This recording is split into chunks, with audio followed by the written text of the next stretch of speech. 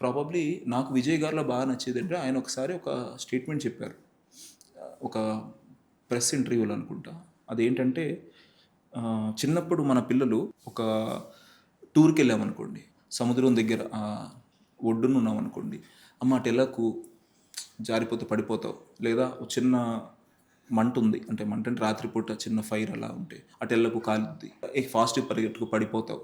పేరెంట్స్గా మనం ఏం చేస్తామంటే చిల్లరు వాళ్ళు జాగ్రత్తగా ఉండటం కోసం జాగ్రత్తలు చెప్తుంటాం. వాళ్ళకి ఏమీ కాకూడదని ఒక చుట్టూ ఒక పరిధి ఇస్తాము.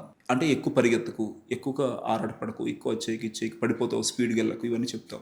ఇది వాళ్ళ మంచి కోసమే. కానీ ఏమవుతుందంటే తెలియకుండా వాళ్ళకి సబ్కాన్షియస్గా నువ్వు ఎక్కువ ప్రయత్నించకు, జాగ్రత్తగా ఉండు, జాగ్రత్తగా ఉండు, జాగ్రత్తగా ఉండు అని తెలియకుండా సబ్కాన్షియస్గా వాళ్ళు ఓహో నేను పరిగెత్తిస్తే పడిపోతానా, అయితే పరిగెత్తకూడదు కావచ్చు. ఓహో నేను మంటను ముట్టుకుంటే కాలుతుందా, అంటే మంట దగ్గరికి వెళ్ళకూడదు కావచ్చు. రిస్క్ టేకర్స్గా కాకుండా చేస్తాం పిల్లల్ని. బట్ అంటే అది పేరెంట్స్గా మన బాధ్యత కూడా. వాళ్ళకి ఏదన్నా అయితే రిస్క్ టేకింగ్ వేరు, అది అసలు ఒక పేరెంట్గా తట్టుకోలేము.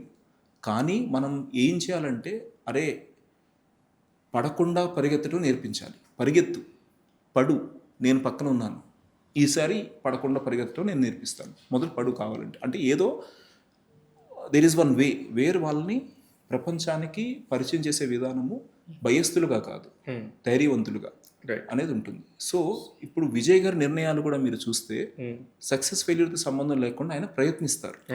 ఆ ప్రయత్నించే ప్రాసెస్లో కొన్ని ఒడిదుడుకులు ఉంటే యాక్టివ్గా ఉంటేనే మనకి ఆ ఇన్నోసెన్స్ ఉండాలి. ఆ ఇన్నోసెన్స్ ఉంటేనే అట్లా ఆ ఇన్నోసెన్స్ ఉంటేనే maturity is not required for everything. మనం ప్రతిసారి ముదురులుగా ఉండి లౌక్యంగా ఉండి రైట్ డెసిషన్ తీసుకోవాలని అనుకోకూడదు. కరెక్ట్.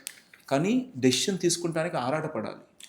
మనకి అరే ఇందులో అయితే విన్ అవుతాం, ఇందులో అయితే లూజ్ అవుతామని విన్నింగ్ డెసిషన్సే తీసుకుందాం అనుకుంటే అది రైట్ కాదు.